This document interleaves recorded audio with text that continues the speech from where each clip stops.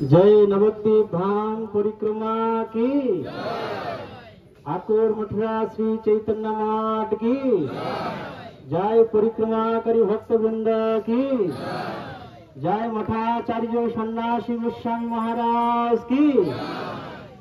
शुद्ध भक्तवृंद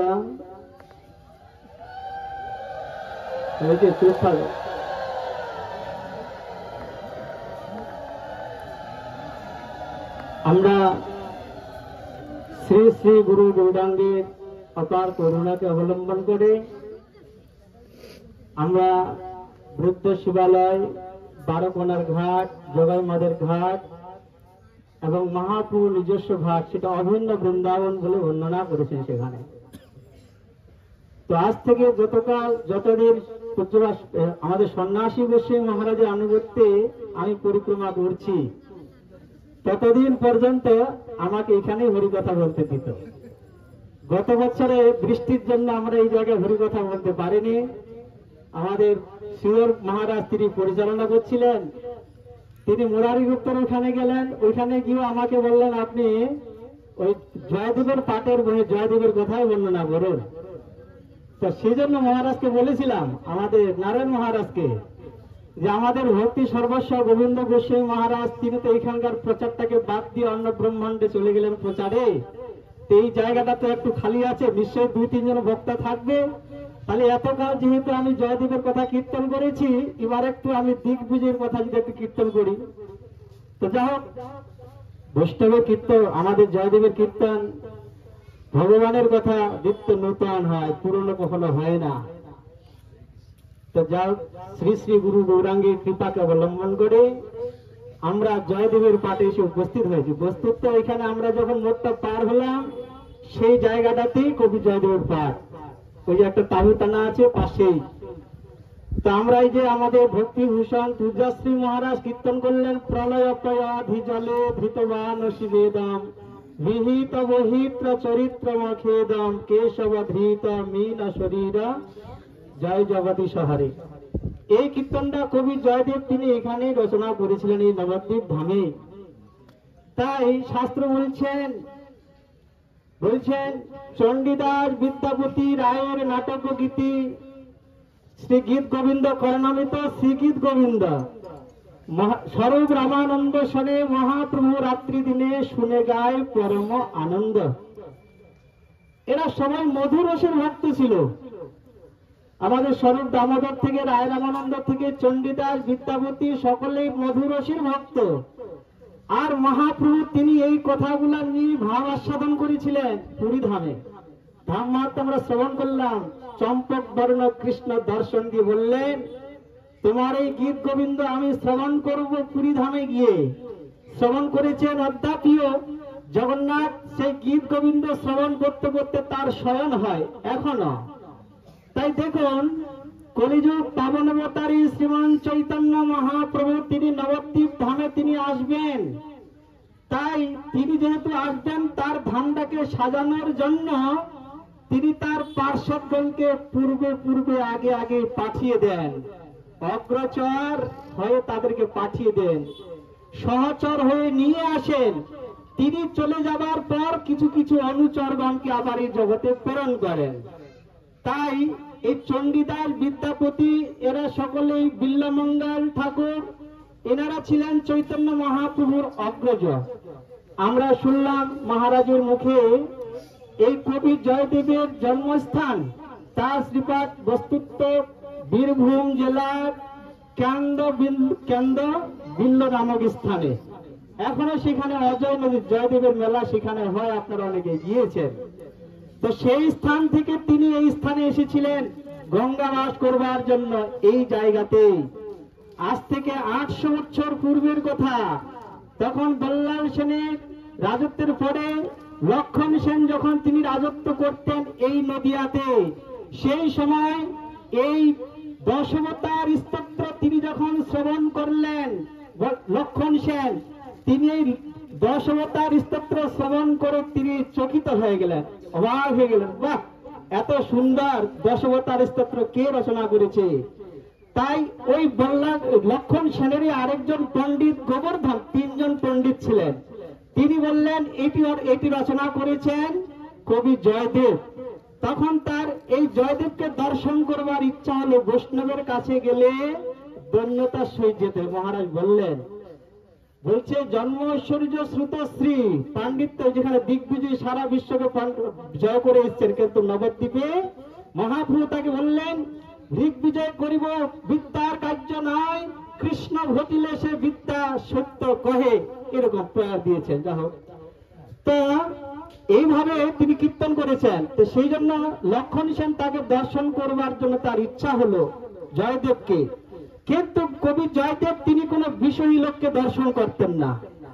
বৈষ্ণবগণ বিষয়ীর কাছে যান না। মহাপ্রভু যেমন প্রতাপরুদ্র রাজার কাছে তিনি যাননি, এরকম বৈষ্ণবগণ বিষয়ীর কাছে তারা বিষয়ী লোককে পছন্দ করেন না। যারা বিষয়ী করতে সুরের মতো যাদের জীবনযাপন করে, গৃহ মেয়েটি যাদের, তাদেরকে বলেছে।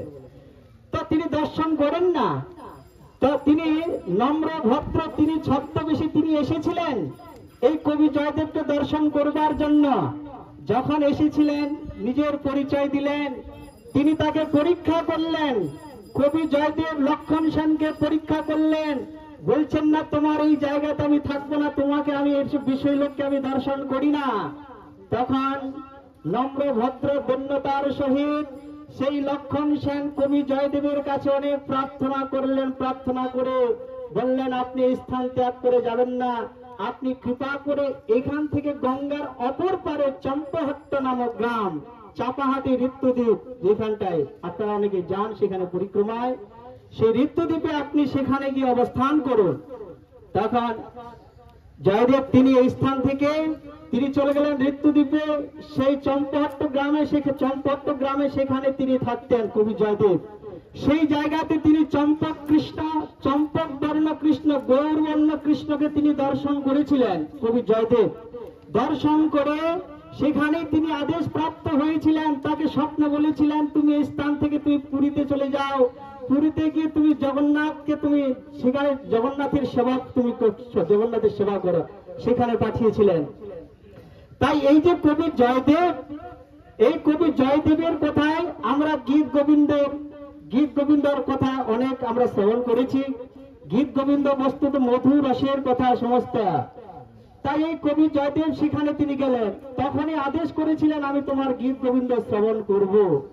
তাই আমরা শুনেছি কলিযুগ পাবন অবতারে শ্রীমান চৈতন্য মহাপ্রভু আসবেন, তার পার্শ্বদগণকে তিনি আগে আগে প্রেরণ করেছেন এই জগতে।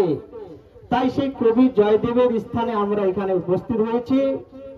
এই কবি জয়দেব, তার স্ত্রীর নাম ছিল কি? পদ্মাবতী। তো দেখুন, তিনি যখন কলহান্তরিকা মধুর রসের তিনি যখন ভাব দিতে যাচ্ছেন, তিনি যখন কলম চালাতে যাচ্ছেন, কলম চালাতে পারছিলেন না, লিখতে পারছিলেন না, কলমটা ঘুরছে না। কি করে হয় যে স্বয়ং কৃষ্ণ তিনি শ্রীমতী রাধারানীর চরণে হাত দেবে, পা ধরবে? এটা কখনো হয়? কখনো হয় না। তিনি চিন্তা করছে কি করে যে কৃষ্ণ শ্রীমতী রাধারানীর পায়ে পা ধরবে, এটা কি করে সম্ভব? তিনি চালাতে পারলেন না, কলম লিখতে পারলেন না। তিনি ওই অবস্থা বন্ধ করে রেখে তিনি গঙ্গা স্নানে গিয়েছেন।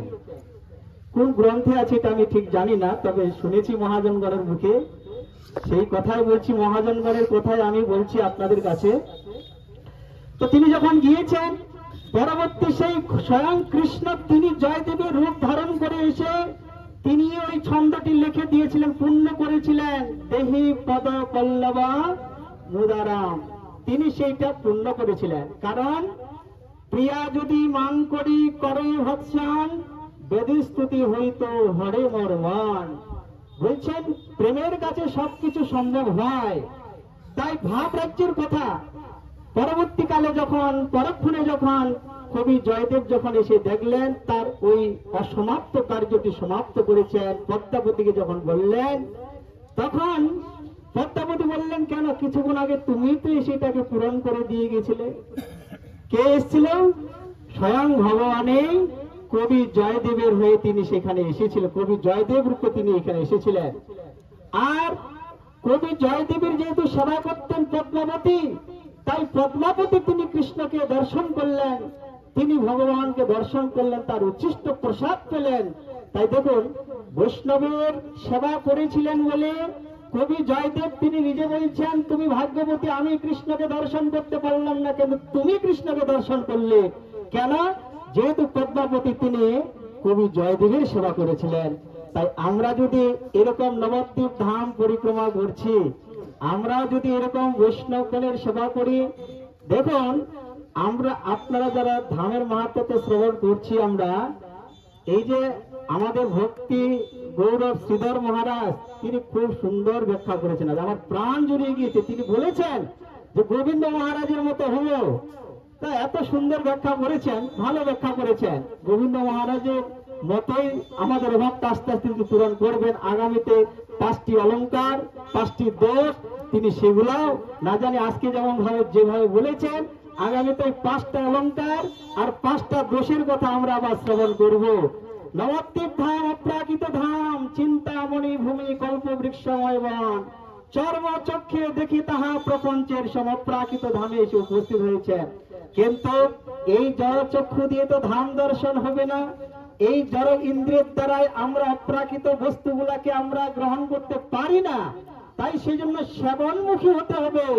তাই সেজন্য বলেছেন কান দিয়ে ধাম দর্শন করতে হবে, কান দিয়ে বৈষ্ণব দর্শন করতে হবে, কান দিয়ে ভগবানকে দর্শন করতে হবে।